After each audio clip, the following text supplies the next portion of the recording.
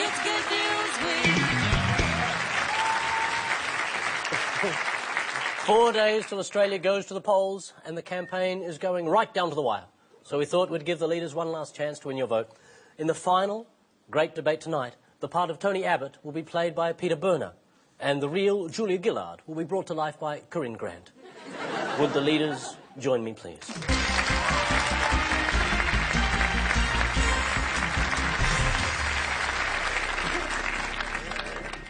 I just would like to say that you might have the hair, bitch, but I am the real Julia.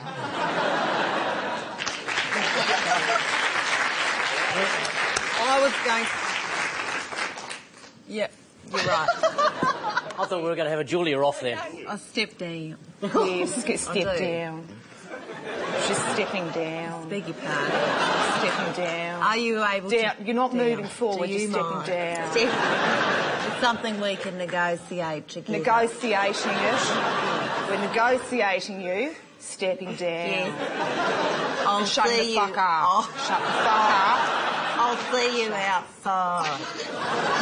It's like the worst porno ever.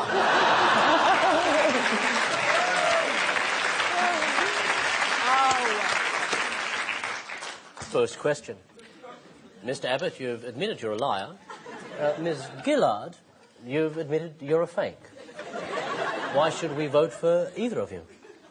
I would like to say, firstly, thank you very much, Tony, for coming along and debating this evening. I know how difficult you find it to be in the room with a woman who's not praying or giving birth. That's right. Secondly, I would like to say that what I bring to this campaign is I am the first Prime Minister to sign all her speeches herself as she goes along.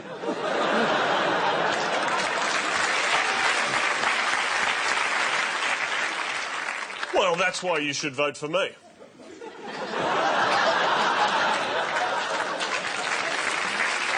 Well, much reason. What word most succinctly sums up your vision for Australia? Negotiate. Big brown island. That's my vision for Australia. I want it to be a big brown island. Yes, what If it word? already is, my job's done.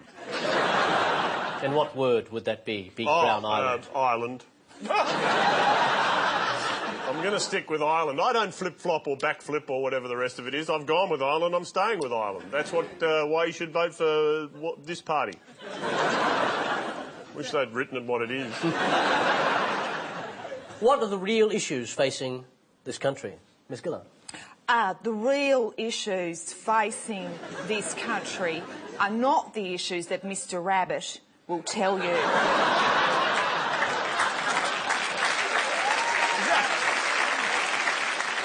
Just to clarify, did you just say Mr. Rabbit? No, I didn't say Mr. Rabbit. I said Mr. Rabbit. That would have been a cheap ear joke. And I don't...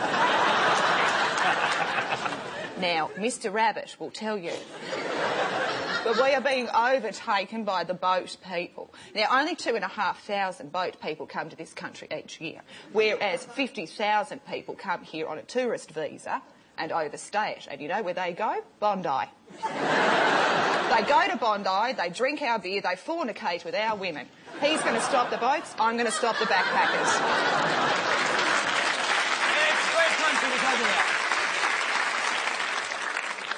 Why...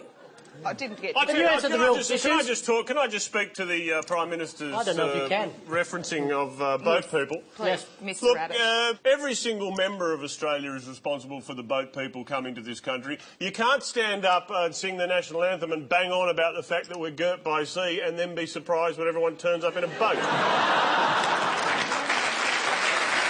tired of hearing it, quite frankly. So you don't mind the boat people now, Mr. I Rabbit? don't mind the boat people for the same reason I don't mind climate change, Prime Minister. I like the fact that we've got climate change. I like the fact that the Earth is getting warmer. That means the oceans are going to rise and boat people will have further to come. It all works. It's all synchronicity. Why shouldn't Australia vote for your opponent? If I'm elected, I will be the Prime Minister for the full term. If the Prime Minister is elected, she will be the Prime Minister for a bit of the term until that other bloke that hasn't got a gallbladder anymore comes back. Oh, Tony, that's...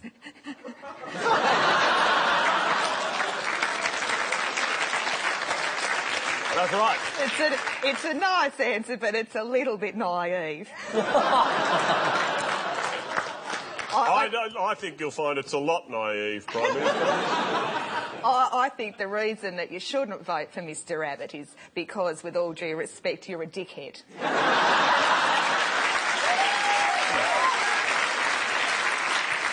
Is that a cheap shot at my budgie smugglers?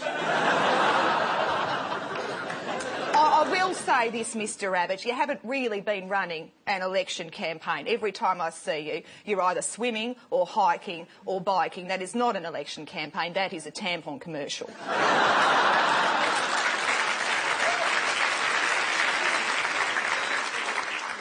Can I ask Mr... I'm still signing. Sorry, it takes me longer to sign it than it does to say it. I'm on that issue, Miss Gill. Can I just ask you... Yes. When does Barbie get her hands back? Laurie Oakes. Sorry, what was your question again, love? When do you intend giving Barbie back her arms? Or the robot from Lost in Space, I They both want them. To that I say... It's like you're putting out a tiny fire. She is. That was me being politically astute. Michael Costa, our American friend. Michael Costa, United States of America. Michael, welcome to our country. Welcome to our country, Michael. I don't understand. That doesn't surprise me, but go on. I just got off the phone with George W. Bush, and he'd like you, as a friend of his, to come over to the White House. I'm sorry, I'm going to start over because he's no longer in the White House. I was going to say, if he's hiding under the desk. Which is a dangerous place to be in the White House. No further questions, Paul. There's been a lot of talk about your appeal to the female vote, but how will you appeal to male voters? What I am saying to the male voter of Australia is that I will never try to win your vote by wearing Speedos. Or if I do, I'll wax my chest first. I would just like to say a lot has been made about the Speedos in this election, and I'm tired of people having a crack at Speedos. And your tiny penis. And my... I'm not afraid of saying it, nationally tiny penis. Well, actually, moving on from the tiny penis, but staying on the budgie smugglers, one of the other biggest problems, and I've never worked out how you would deal with this, is the errant popping out of the fly's eyes on the Speedos. That's one of the problems you face with wearing a Speedo. Yeah. That's your collateral damage. Not